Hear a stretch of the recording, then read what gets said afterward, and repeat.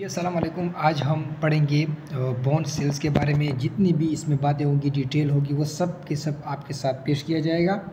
तो सबसे पहले आते हैं ओस्टियोब्लास्ट्स। ठीक है, ये एक बोन का सेल है। ठीक है, और बोन की स्टडी को हम क्या कहते हैं? ओस्टियोलॉजी। ठीक है, study of bone is called osteology. Osteology, ठीक है, study of bone is called osteology. तो osteoblast below the periosteum a layer of bone forming cell. तो ये ओस्टियोब्लास्ट कहाँ पर होती है? बोन के जो एक ये मेम्ब्रेन होता है। ठीक है, ये आपके पास क्या है? बोन है। लेट सपोज आपके बोन है, तो ये इस पर एक मेम्ब्रेन होता है, इस तरह पर्दा होता है, पेरोस्टियम से हम कहते हैं।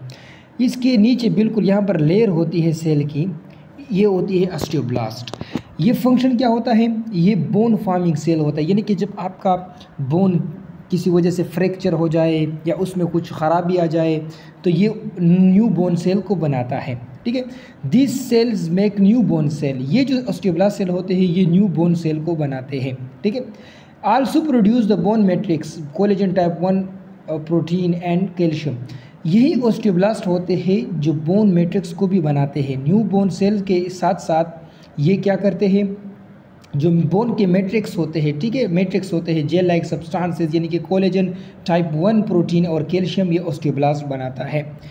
ओस्टियोब्लास्ट क्या करता है? Increase the thickness and diameter of bones. ये हार्मोन्स टेस्टोस्टेरोन्स की सिग्नल से ये क्या करता है?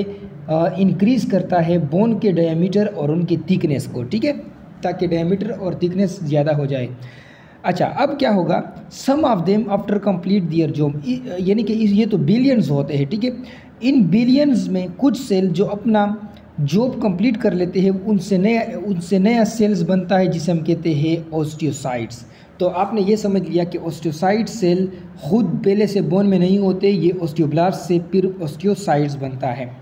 तो ओस्टियोसाइट्स ये मैच्योर बोन सेल होते हैं। ठीक है, ये मेंटेन मिनरल कंसंट्रेशन, आपके अंदर जो मिनरल की कंसंट्रेशन है, कैल्शियम है वगैरह, ये जो जितने भी आयन्स है इनकी कंसंट्रेशन को मेंटेन रखता है। अगर ज़्यादा है तो कम करता है, अगर कम है तो ज़्यादा करता है।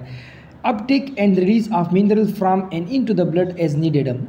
ब्लड को ये, यानी कि जो आपका ब्लड होता है, ब्लड उनसे मिनरल लेता है या देता है जो ज़रूरत हो। जैसे कि अगर ब्लड के अंदर मिनरल की कमी हो तो ओस्टियोसाइट मिनरल को ब्लड में भेज देता है। अगर ज़्यादा हो तो ब्लड से ये मिनरल को अपटेक कर लेता है। ठीक है, they act like a sensor. अब ये क्या है? They act like a sensor क्या मतलब है?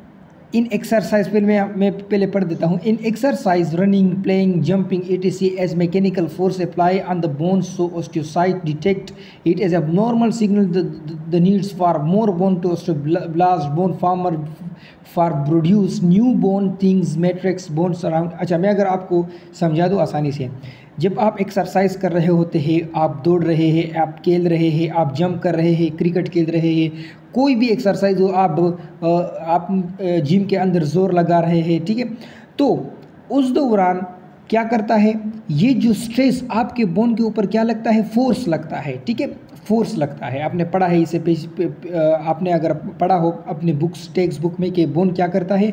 ये हमें मूवमेंट देता है, हर चीज़ देता है, तो इस पर फोर्स भी लगता है। ठीक है, यानी जाहिर सी बात है, जब आप कोई ऐसे जंपिंग करोगे तो फोर्स कहाँ पर लगता है? बोन पर ही लगता है।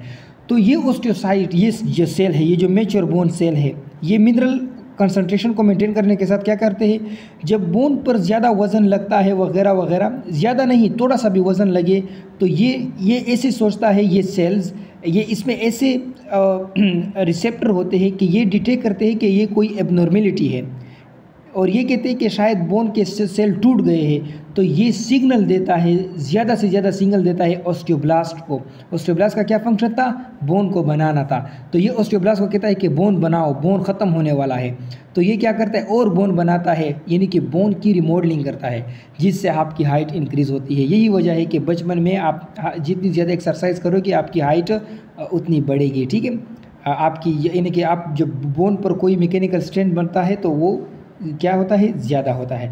अच्छा, ओस्टियोक्लास्ट ये तीसरी टाइप ऑफ सेल है। This cells break down old and damage bone cell. ये जो पुराने, जो सड़ चुके हैं, ख़राब हो चुके हैं, उस सेल को ये क्या करता है, तोड़ता है और न्यू सेल बनाता है। हेल्प इन रिपेयरिंग में काम करता है।